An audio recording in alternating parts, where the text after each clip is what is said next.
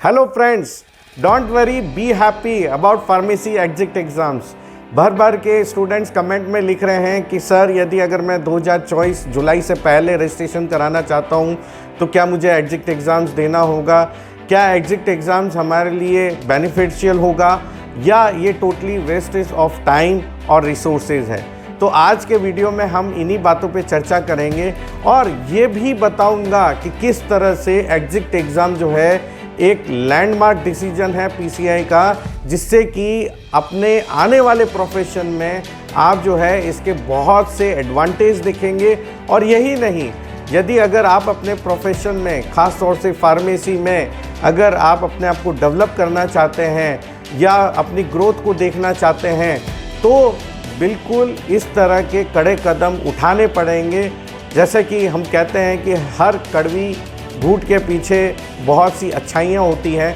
तो आज की वीडियो में हम इन अच्छाइयों के बारे में चर्चा करेंगे।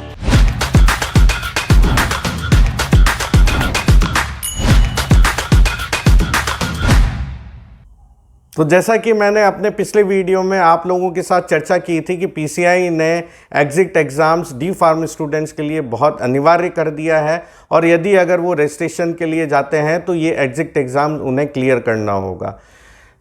अगर आप ये कहते हैं कि एग्जिट एग्ज़ाम्स नहीं होना चाहिए, तो मैं ये समझता हूँ कि ये मेरा ओपिनियन है कि ये बिल्कुल गलत है। एग्जिट एग्ज़ाम्स अगर हम नहीं कंडक्ट करवाएंगे तो जिस तरह से भर भर के फार्मेसी कॉलेजेस खुले हुए हैं, जहाँ पे स्टूडेंट्स की कोई क्वालिटी नहीं है, जहाँ पे फैकल्टीज़ की कोई क्वालिटी नहीं है और जिस तरह से बहुत बड़ी फ़ीस ली जाती है स्टूडेंट से और एक डिप्लोमा के बाद या डिग्री के बाद में उनके पास में कोई रोज़गार या कोई भी इस तरह के प्रोफेशन से रिलेटेड अपॉर्चुनिटीज़ नहीं रहती हैं, जिसके चलते फार्मेसी प्रोफेशन जहां आज हमारे इंडिया में लगभग एक अच्छे मुकाम तक होना चाहिए, वहां अभी तक नहीं पहुंच पाया है। और ये मैं इसलिए कह रहा हूँ क्योंकि मैं भी खुद एक फार्मेसी ग्रेजुएट हूँ और मैंने भी इस तरह से पीजी किया है, पीएचडी की है और इसमें इंडस्ट्री में काम किया है और मैंने इसे बहुत करीब से देखा है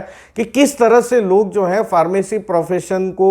एक बहुत बिलो कैटेगरी लेवल से देखते हैं। इवन अगर हमें कंपेयर भी किया जाता है तो एक बीएससी और एमएससी लेवल के स्टूडेंट से कंपेयर किया जाता है, लेकिन अगर डिप्लोमा भी करते हैं तो उसमें इतने टेक्निकल्स सब्जेक्ट्स आप पढ़ते हैं जो कि मेडिसिन से रिलेटेड होती है, जो कि फार्माकोलॉजी से रिलेटेड होती है। तो मैं ये समझता हूँ कि एग्जिट एग्ज़ाम्स होना चाहिए जिससे कि ये बाइफर्केशन हो सके कि क्या क्वालिटी जो है वो स्टूडेंट्स में डिलीवर की जा रही है, क्या स्किल्स डिलीवर की जा रही है, जिससे कि आप अपने प्रोफेशन में बेहतर कर सकें। और यही नहीं, इसका एक सबसे बड़ा कारण ये भी है कि यदि जब तक क्वालिटी पैरामीटर जो है अगर लागू नहीं किए जाएंगे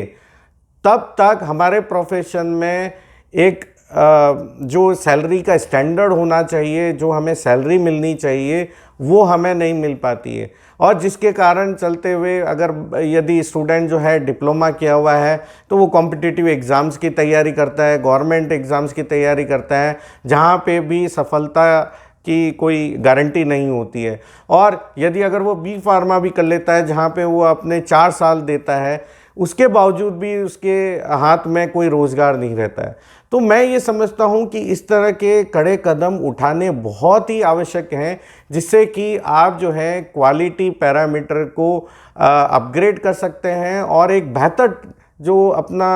प्रोफेशन है वो तैयार कर सकते हैं, टास्क फोर्स तैयार कर सकते हैं इंडस्ट्री के लिए। फॉरेन कंट्रीज़ में जहाँ पर एक डॉक्टर को एक बड़े रेस्पेक्ट प्रोफेशन से देखा जाता है, उसी तरह से फार्मासिस्ट को भी एक रेस्पेक्टिव नज़रिए से देखा जाता है। इसका सबसे बड़ा कारण है कि जो वर्कफोर्स निकल रही है, जो हमारे स्टूडेंट्स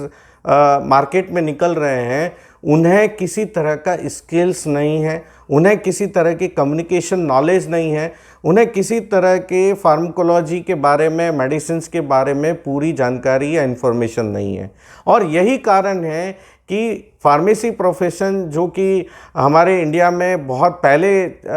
इम्प्लीमेंट हो गया था, चालू हो गए थे, आज तक भी वो इन कॉम्पिटिटिव हेल्थ केयर सिस्टम में अपना एक पोजीशन नहीं बना पाया है।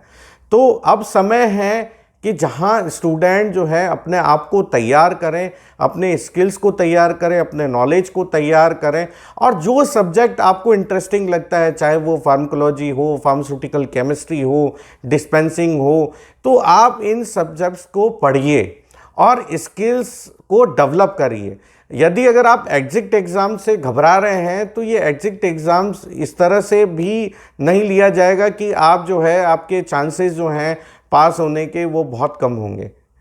क्योंकि यहाँ पे जो ऑब्जेक्टिव है इस एग्जिट एग्ज़ाम का वो ये है कि ज़्यादा से ज़्यादा क्वालिटी कैंडिडेट्स जो हैं मार्केट के अंदर आएँ, जिनके पास में अच्छा नॉलेज हो, स्किल्स हो, और वो प्रोफेशन में एक बेहतर हेल्थ केयर सर्विस प्रोवाइड करवा सकें। और यदि अगर आपने प्रोफेशन में एडमिशन्स लिया है, कुछ डिप्लोमा में या बी फार्मा में एडमिशन लिया है, तो आपने यही सोचकर एडमिशन लिया होगा कि आप एक बेहतर हेल्थ केयर सर्विस प्रोवाइड कराएंगे, आपकी जॉब अपॉर्चुनिटी ज़्यादा से ज़्यादा होगी और इंडस्ट्री में आप एक अपनी पोजीशन बना सकते हैं।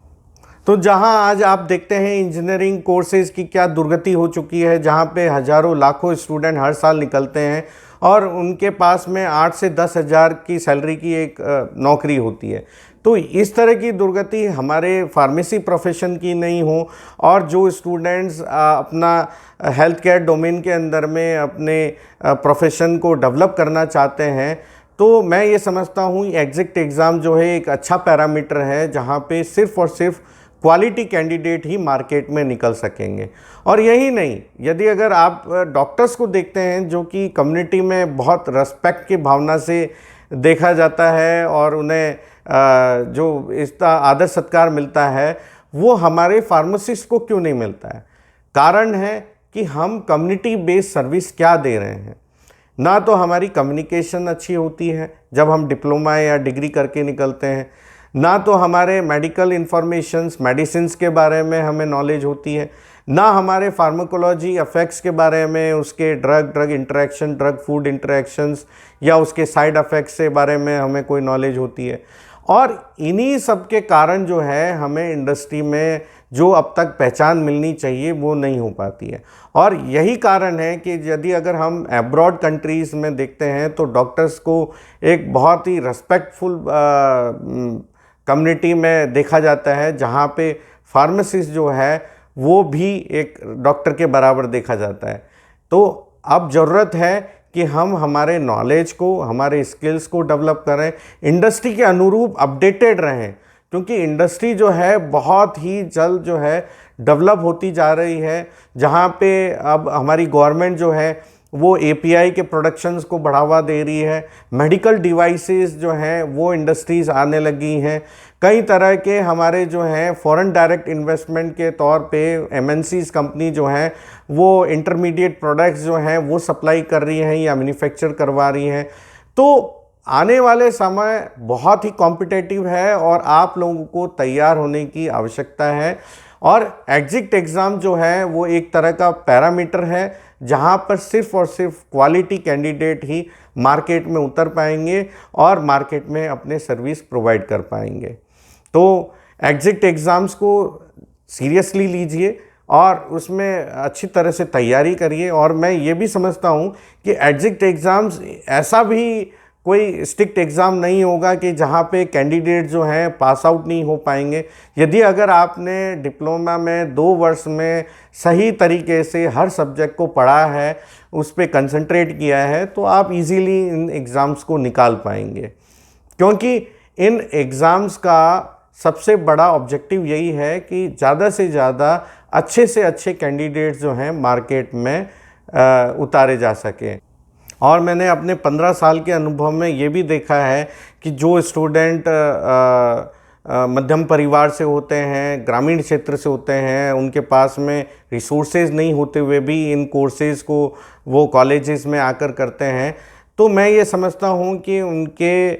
भविष्य के साथ ऐसा खिलवाड़ नहीं हो। और जब वो डिप्लोमा या डिग्री कर चुके हों तो उनके हाथ में एक तरह का रोज़गार हो, जिससे कि वो अपने प्रोफेशन में एक बेहतर भविष्य बना सकें। तो आज के दौर में जहाँ पे मार्केट इतना डेवलप हो रहा है, चेंजेस आ रहे हैं, हर तरह की इंडस्ट्री में चेंजेस आ रहे हैं, वहाँ पे मैं समझता हूँ कि हमारे पेडागॉजी के अंदर में, हमारे रजिस्ट्रेशन प्रोसेस में भी चेंजेस आना चाहिए और ये चेंजेस हमें पॉजिटिवली एक्सेप्ट भी करना चाहिए, जिससे कि आप अपने प्रोफेशन में बेहतर कर सकें। तो यदि अगर आपको वीडियो अच्छा लगा हो तो बिल्कुल आप सब्सक्राइब करिए, शेयर करिए। Keep rising with rising youth talks.